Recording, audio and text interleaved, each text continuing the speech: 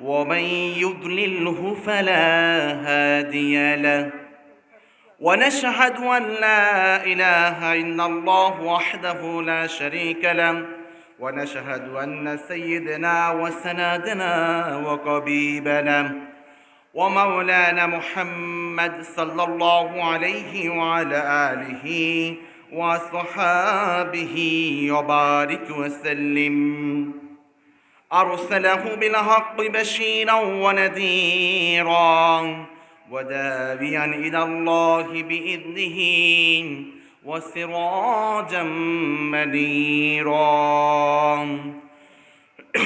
أعوذ بالله من الشيطان الرجيم بفضلك بسم الله الرحمن الرحيم حميم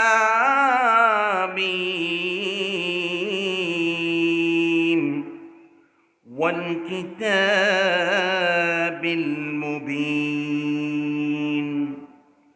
إنا أنزلناه في ليلة مباركة إنا كنا منذرين فيها يفرق كل أمر حكيم. أيضا قال رسول الله صلى الله عليه وسلم وعن عائشة الصديقة رضي الله تعالى عنها عن النبي صلى الله عليه وسلم قال هل تدرين ما في هذه الليلة يعني ليلة النصف من شعبان؟ قالت ما فيها رسول الله صلى الله عليه وسلم؟ قال رسول الله صلى الله عليه وسلم فيها أن يكتب كل مولود بني آدم في هذه السنة وفيها أن يكتب كل هالك من بني آدم في هذه السنة وفيها ترفع أعمالها وفيها أرزاقهم. رواه البيهقي.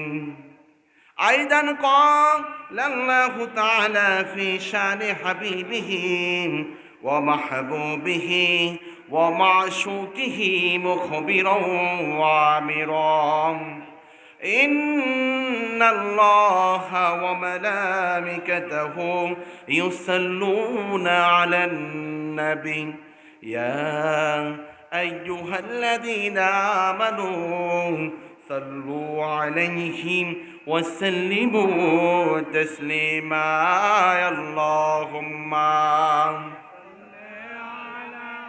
سيدنا مولانا محمد وعلى آل سيدنا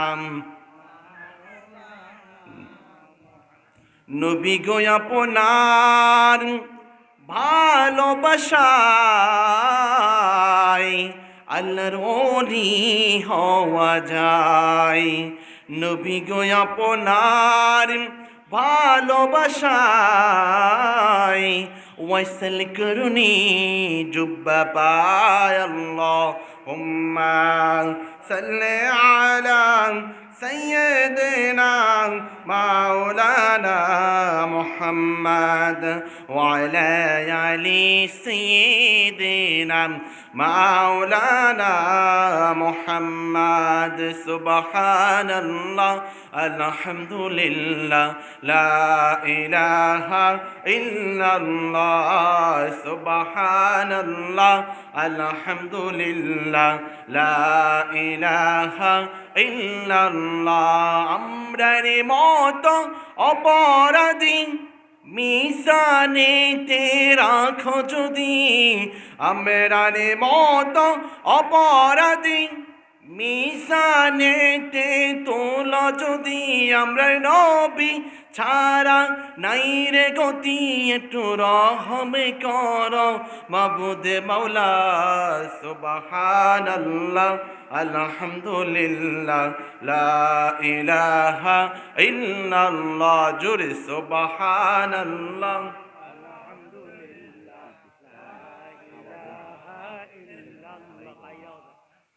সুবহানাল্লাহ আলহামদুলিল্লাহ লা ইলাহা ইল্লাল্লাহ লা ইলাহা ইল্লাল্লাহু মুহাম্মাদুর রাসূলুল্লাহ সাল্লাল্লাহু আলাইহি ওয়াসাল্লাম আসসালাতু ওয়াসসালামু আলাইকা ইয়া রাসূলুল্লাহ الصلاة والسلام عليك يا حبيب الله الصلاة والسلام عليك يا شفيع المذنبين الصلاة والسلام عليك يا رحمة للعالمين السلام عليكم ورحمة الله تعالى وبركاته আমরা যে সালাম বিনিময় করলাম, এই সালামের একটা নতুন এবং সুন্দর পতুয়া আমি যখন একটা সুপ্রসিদ্ধ ফিকহার গ্রন্থ উসুল-এ শাসিয়ের মধ্যে পড়াইছিলাম, বুর্গি দারুস্তুনে সালিয়া দিনিয়া মাদ্রাসা, আরও কয়েকদিন পূর্বে, সেখানে দেখলাম সালাম দেওয়া সুন্নাত। এটা তো আপনারা জানেন, কিন্তু কোন প্রকারের সুন্নাত? সুন্নাতে মুআক্কাদা নাকি সুন্নতে জায়েদা, এটা আপনারা জানেননি। সালাম দেওয়াটা সুন্নতে মুআক্কাদা মানে এই যে আমরা যে ফজরের 2 রাকাত সুন্নত পড়ি, আমরা যে জুমার সময় কবলাল জুমা বাদাল জুমা পড়ি, এগুলো সুন্নতে মুআক্কাদা। মাগরিবের নামাজের পরে যে আমরা 2 রাকাত সুন্নত পড়ি, এগুলো সুন্নতে মুআক্কাদা। এটা যদি কেউ ইচ্ছাকৃত বারবার ছেড়ে দেয় তখন মাকরুহে তাহরিমি হবে। মাকরুহ তাহরিমি বারবার করলে কবিরা গুনাহ হবে। কথা বুঝতে পেরেছেন তো? তো এই সালাম দেওয়াটাও সুন্নতি মুআক্কাদা। কি? সালাম দেওয়াটা সুন্নতি মুআক্কাদা, আর নেওয়া হচ্ছে ওয়াজিব, নিতেই হবে। আর কেউ যদি সবসময় সালাম নেয় শুধু, মানে উনি বড় হুজুর, উনি আপনার একজন চেয়ারম্যান, উনি মন্ত্রী এমপি, অথবা আপনার একজন গ্রহণযোগ্য ব্যক্তি, তো এভাবে যদি কেউ এই নিয়তে সালাম নেয়, আমি সবসময় সালাম নিব, আমি রিসিভ করব, তাহলে কিছুদিন পরে, 1 দিন 2 দিন 5 দিন 10 দিন পরে ওই ব্যক্তি সুন্নতে মুআক্কাদা তরক করার গুনাহ হবে সালাম না দিলে আগে। আবার পরক্ষণে আস্তে আস্তে এক পর্যায়ে তার মাকরুহ তাহরিমের গুনাহ হবে। মাকরুহ তাহরিমের গুনাহ হইতে হইতে 15 দিন, 1 মাস, 2 মাস গেলে যদি ব্যক্তি শুধু সালাম রিসিভই করে, সালাম দেয় না, উনি বড় হুজুর, তখন তার কবিরা গুনাহ হবে। কথা বুঝতে পেরেছেন? এই বিষয়টাকে আগে শুনেছেন কখনো? এটা আমি অনেক চিন্তা করলাম, বিষয়টা আমি এইভাবে চিন্তা করি নাই। তখন ওই কিতাবের হাসিয়া মানে ব্যাখ্যা বিশ্লেষণে এই কথাগুলো লেখা আছে। তার মানে আপনি শুধু সালাম রিসিভ করবেন মুরব্বী হিসাবে তা না, আপনি বড় হুজুর, শুধু আপনি সালাম না দিয়ে আপনি যুবক বয়সে ছেলে সালাম দিবে আমি গ্রহণ করব তা না, আপনাকে সালাম দিতে হবে, না হলে একসময় আপনিও গুনাহগার হবেন। এই জন্য সালামের প্রচলন, আল্লাহ হাবিব বলেছেন আসসালাম তারিফ মানলাম লা তারিফ, তুমি তাকে চিনো বা না চিনো, তুমি কি করো? সালামের প্রচলন করো। আল্লাহ হাবিব অন্যত্র হাদিসে বলেছেন তোমাদের মধ্যে পরিপূর্ণ ইমানদার হতে পারবে না যেই ব্যক্তি পরিচিত বা অপরিচিত ব্যক্তিকে সালাম দিবে না। তার মানে বোঝা যাচ্ছে এই হাদিসের আলোকে ফিকহবিদ এই সালামকে সুন্নতে মুআক্কাদা বলেছেন। সালাম আপনাকে দিতেই হবে, যদি না দেন তাহলে একসময় আপনি কি হবেন? গুনাহগার হবেন। কারণ সালামের মাঝে একে অপরের সাথে ভালোবাসা সৃষ্টি হয়, আর উত্তর দেওয়াটা ওয়াজিব, আবশ্যক। তা আল্লাহ পাক আমাদেরকে ছোট বড় সবাইকে, আল্লাহর হাবিব ছোট বড় সবাইকে সালাম দিতেন। আপনি বয়সে বড়, এই জন্য ছোটদেরকে সালাম দিবেন না, সেটা আল্লাহর হাবিবের আদর্শের বিপরীত। এই সুবাদে আমরা আবার আল্লাহর হাবিবের মহাব্বতে ওই আল্লাহর হাবিবের হাদিসের স্মরণ করে আবার আপনাদের সম্মুখে সালাম পেশ করলাম। আসসালামু আলাইকুম ওয়া রাহমাতুল্লাহি তাআলা ওয়া বারাকাতুহু। সবটুকু শুকরিয়া আল্লাহ সুবহান মুহিয়ান গরিয়ান সর্বশক্তিমান আল্লাহ পাকের জন্য, যে রব্বুল আলামিন আমাদেরকে অত্যন্ত দয়া করে মায়া করে মহা পবিত্রতম ঈদ মিলাদুন নবী সাল্লাল্লাহু আলাইহি সাল্লাম উপলক্ষে ঐতিহ্যবাহী শ্রীরামপুর পশ্চিম দক্ষিণ পাড়া এনায়েতিয়া ফুরকানিয়া মাদ্রাসার উদ্যোগে আপনার বাৎসরিক ওয়াজ ও দোয়ার মাহফিলে আসার এবং বসার সুযোগ করে দিয়েছেন। এই জন্য আসুন আমরা অবনত চিত্তে হৃদয়ের আবেগ অনুভূতিকে উজাড় করে সমবেত কণ্ঠে উচ্চ আওয়াজে একবারে পইন আলহামদুলিল্লাহ, আর উচ্চ আওয়াজে পইন আলহামদুলিল্লাহ।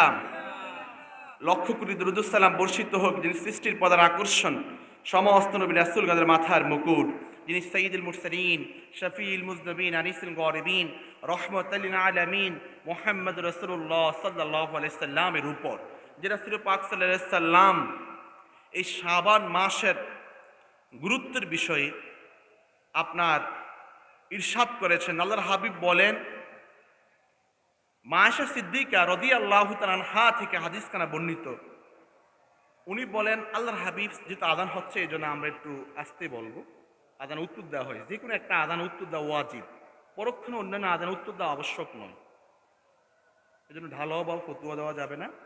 আমরা যেহেতু আযান হচ্ছে আমরা শুনলে হবে আস্তে আস্তে, তাই কি বলে আমরা আস্তেই বলি, কারণ হচ্ছে যেহেতু আমাদের এলাকার আযান হয়ে গেছে, দূরবর্তী আযানে আমাদের কোনো সমস্যা হবে না।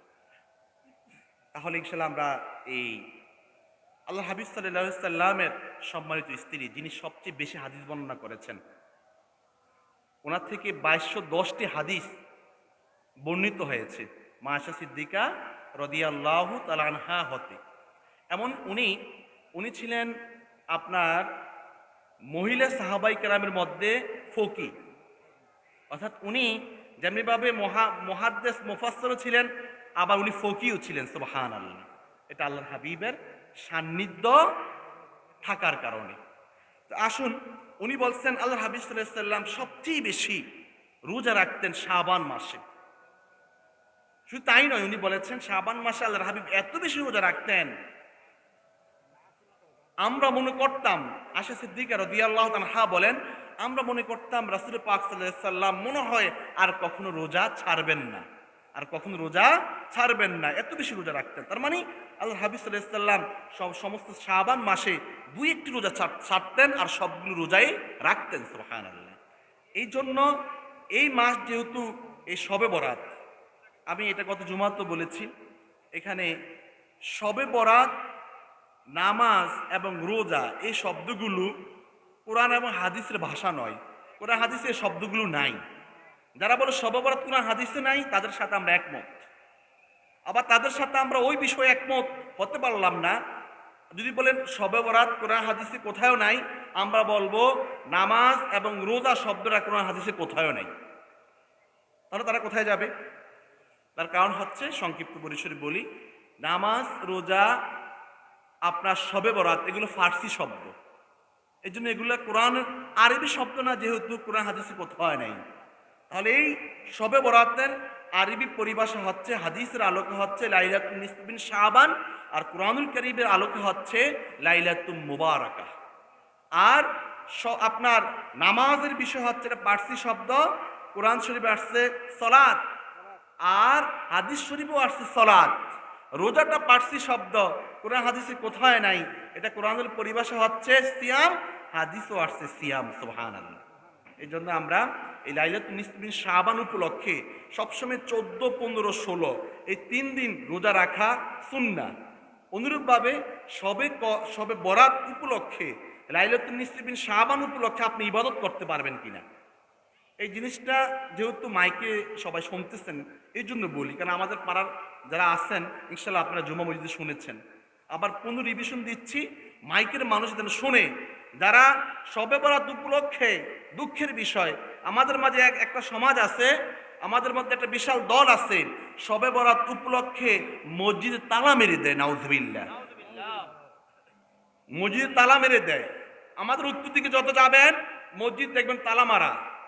এই বেয়াদবগুলা কেন মসজিদে তালা মারে?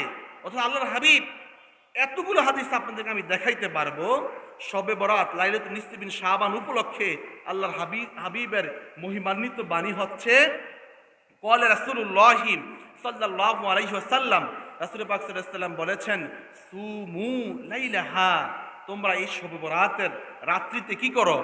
ইবাদত করো। কোন রাত্রিতে? লাইলাতুন নিসফি মিন শাবান, মানে শবে বরাতের রাত্রিতে। ওয়াকুমু, আল্লাহর হাবিব আদেশ করেছেন। এখানে কুমু এটা আমর হাজর মারুফের সিগা, এটা হচ্ছে আদেশ। আল্লাহর হাবিব আদেশ। এই হাদিসের আলোকে এই শবে বরাতের রাত্রিতে এবং দিনে রোজা রাখা সেটা আবশ্যক। যদি বলেন আপনি এক শর্তে, আমি অপারক নিরুপায়, আমি পারতেছি না ইবাদত করতে, ছাড় আছে।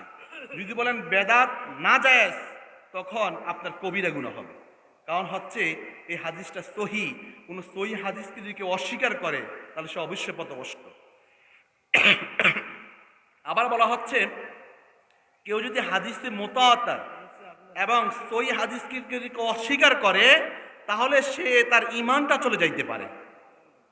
এই জন্য সুমু লাইলাহা ওয়া সুমু নাহারাহা ওয়া কুমু লাইলাহা, এই হাদিসের আদেশ হচ্ছে শবে বরাতের রাত্রিবেলা ইবাদত করা এবং দিনের বেলা রোজা রাখা, এটা সুন্নতে মুআক্কাদা। কেউ যদি ইচ্ছাকৃতভাবে ছেড়ে দেয়, বারবার ছেড়ে দেয়, তাহলে মাকরু তাহরিমের গুনাহ হবে। আর কেউ যদি যারা উত্তর এলাকা সবসময় ছেড়ে দিচ্ছে, ওদের কবিরা গুনাহ হচ্ছে, কবিরা গুনাহ হচ্ছে। এখন শবে বরাত লাইলাতুন নিসফি মিন শাবানের অনুষ্ঠান না করার কারণে ওদের কবিরা গুনাহ হচ্ছে।